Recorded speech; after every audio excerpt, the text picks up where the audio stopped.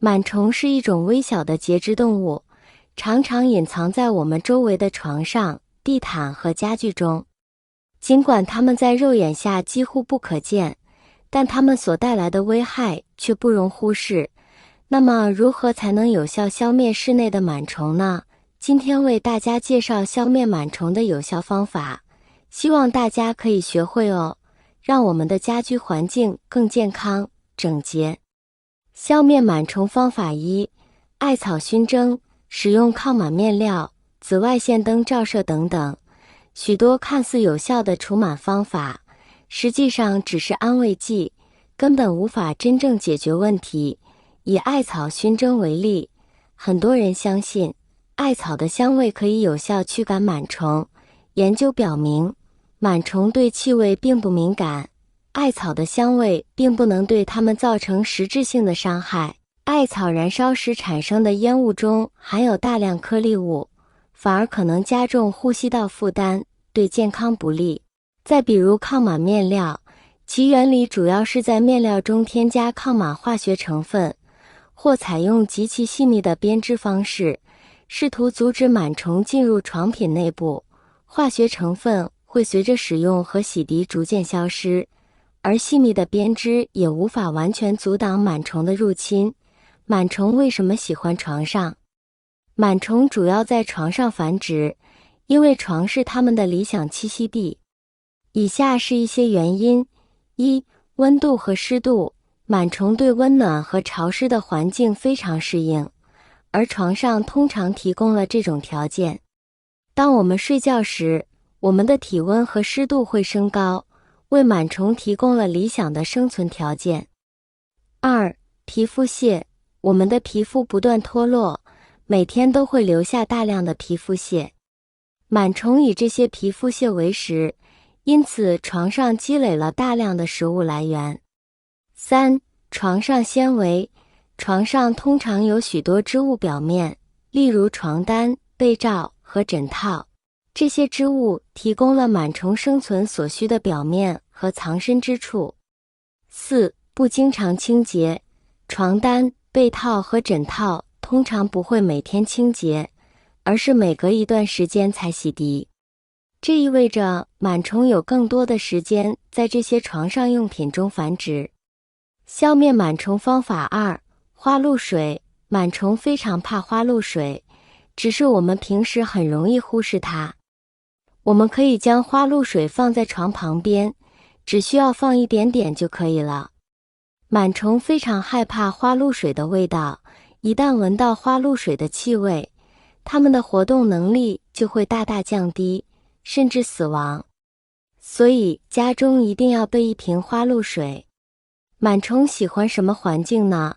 螨虫居住在我们的床垫和枕头之间，它们的粪便和死去的尸体会悬浮在空气中，成为一种常见的过敏源。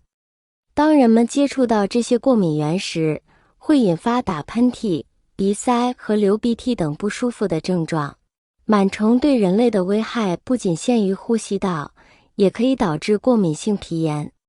通过操纵我们的肌肤表面，它们引起瘙痒、红肿和湿疹等皮肤反应。这些症状给人们带来了巨大的不适和痛苦。螨虫是喜爱在潮湿环境中繁殖的，它们在床单、毛巾和窗帘中找到了非常理想的栖息地。当人们患有哮喘时，这些虫子所散发的致敏物质会加重哮喘症状，导致呼吸困难和持续的咳嗽。螨虫喜欢在夜间活动，当我们进入深度睡眠时，它们会爬上床垫和枕头寻找食物，并可能咬人。这些小家伙的咬痕会导致瘙痒和不适，影响睡眠的连续性和质量。消灭螨虫方法3：平常炒菜用的那种洋葱。洋葱有种特殊的气味儿，螨虫闻了它那味儿，就跟见了鬼似的，恨不得逃之夭夭。你在床底下放几个洋葱，螨虫保准死伤惨重。如何有效地除螨或者减少螨虫的危害是非常重要的。那么到底应该如何解决呢？我们可以尝试以下这几种方法来改善。一、保持卧室的通风。通风是解决床上螨虫问题的重要一步。定期打开窗户及门，让新鲜空气流通，减少螨虫的滋生环境。二、使用除湿设备。湿度是螨虫滋生的重要因素之一。使用除湿设备，比如空调的除湿模式，可以有效控制室内湿度，减少螨虫的生存空间。三、保持床上用品的清洁干燥。定期清洗床上用品，如床单、被套等，确保其干燥清洁，这样可有效击退螨虫，降低感染的风险。为了减少床上的湿度，可以铺上一层干燥的毛巾或布，吸收床上的湿气，帮助消除螨虫。四、不要在床上吃东西。为了避免吸引螨虫，不要在床上进食，尽量保持床上整洁，避免食物残渣成为螨虫的食物来源。我们被子上的螨虫主要有以下3种。一、尘螨。尘螨是室内最常见的螨虫之一，它们喜欢生活在床垫、枕头、被褥等地方。尘螨以人体脱落的皮屑为食，它们的生长和繁殖需要一定的湿度和温度条件。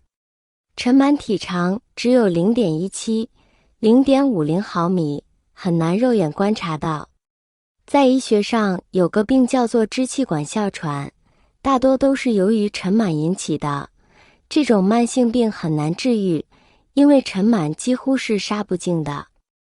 二、乳螨。乳螨主要寄生在人的毛囊和皮脂腺中，它们以皮肤油脂为食，是酒糟鼻、脱发的元凶之一。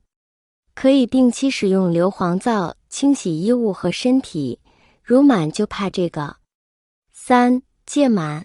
疥螨主要寄生于人的皮下，很多人会感到皮肤瘙痒，好像有什么东西在爬，但是又摸不到，这就是疥螨在捣鬼。疥螨成虫体是圆的，也有椭圆形的，背面有个隆起，颜色与我们皮肤一样，呈现出乳白或浅黄色。它比尘螨要小很多，最大只有 0.3毫米。螨虫喜欢潮湿的环境，因为潮湿会使它们的生活条件更为有利。如果我们能够保持卧室的干燥，螨虫将无法生存，从而达到预防和消灭螨虫的目的。以上3个驱螨虫的方法都是非常好用的哦，需要的朋友们可以试试。如果您有更好的去除螨虫方法，欢迎下方留言评论哦。谢谢大家的支持，我们下期再见。